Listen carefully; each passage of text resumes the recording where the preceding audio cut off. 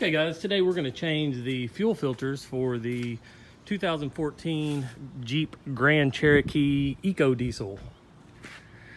So the dealer says, I think they recommended that you change those every, he said 12,000 miles, which doesn't sound right. I don't know. We've got about 50,000 on that Jeep, and being the diesel, it does have two fuel filters. They're inline, they're underneath the vehicle. So I'm gonna pull it in the garage and jack it up and get under there. Should be pretty easy.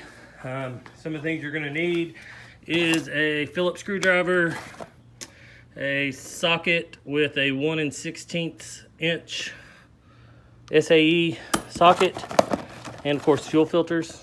I'll show you what these look like. I bought the MOPAR fuel filters on Amazon. If I can think about it, I'll put a link in the description. It's right there.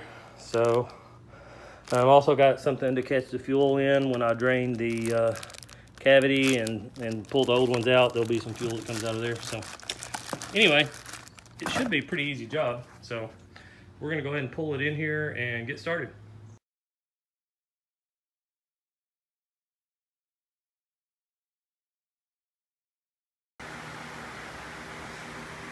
Here's the part number you're gonna want on these MOPAR filters.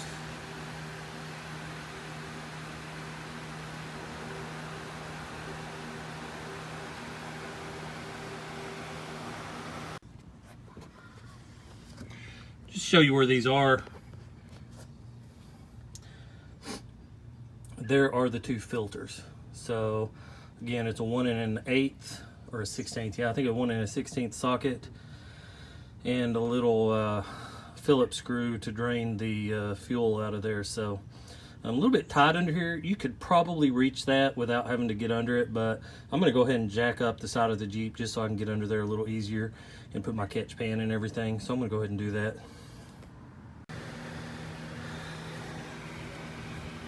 All right, so go ahead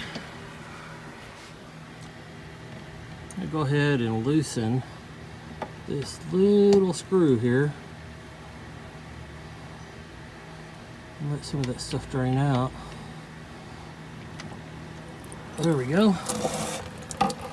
Just let that drain out. Looks like that little screw just kind of holds there. It won't come all the way out. That's fine.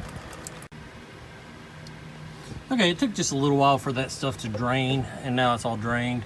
So you just unscrew these with your socket right there. And I'm gonna do that real quick. I can't hardly hold the camera with it, so I'm gonna put the camera down, but probably be some more fuel come out in there. I'm just gonna let them fall in the bucket. Should be just fine. Then I'd probably go ahead and screw that other one back in actually, but anyway, I'm gonna take those out and then I'll get the other ones. All right, so here's the old ones and the fuel that I drained out, and here's my new one, of course. I think you're supposed to put a little motor oil on your finger and just kind of run it around the O-ring on this new fuel filter just for a better seal. Probably don't have to. I'm gonna go ahead and do that. It's kind of hard to hold this phone and not get fuel all over it and everything, so I'm gonna go ahead and just put these in without videoing it. It's pretty straightforward, and then I'll come back and talk about the procedure for starting the Jeep back up after you've drained all that out and put it back together. Okay, we're all done. So I can't find my torque wrench, so I just tightened them up until they wouldn't really turn anymore, but I didn't really force it or anything, just pretty good and snug. Anyway, got right up in there, no problem.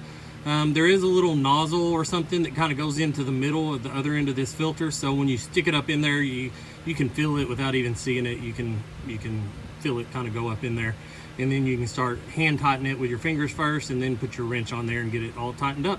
All right, let's see if we can start it up.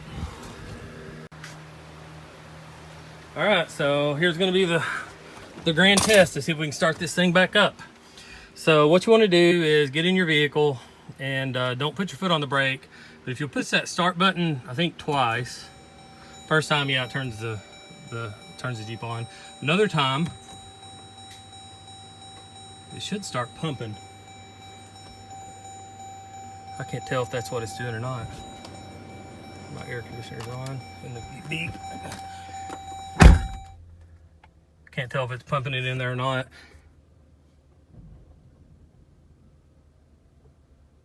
I hear stuff. Maybe I can hear it. I don't know. I'm gonna do it 2 cycles just to make sure before I try to start it, so it can pump fuel into that reservoir. We'll see what it does.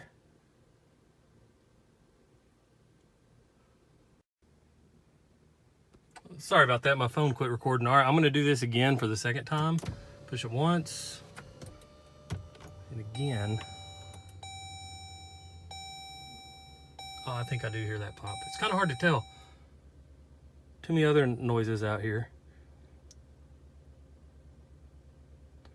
Hopefully that's pumping fuel into there.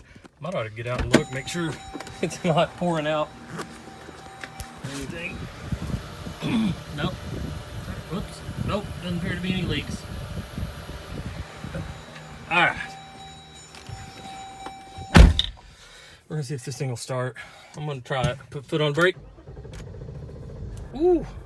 Kind of did some weird stuff there for a minute, trying to get a thing. I'm gonna let it run for a little while and see how it does. But it seems to be working okay. So, if you weren't real sure about doing this yourself, it's very easy. I'm a little concerned about working on these newer vehicles like this Jeep with all the computer crap they got into, but that was very easy. So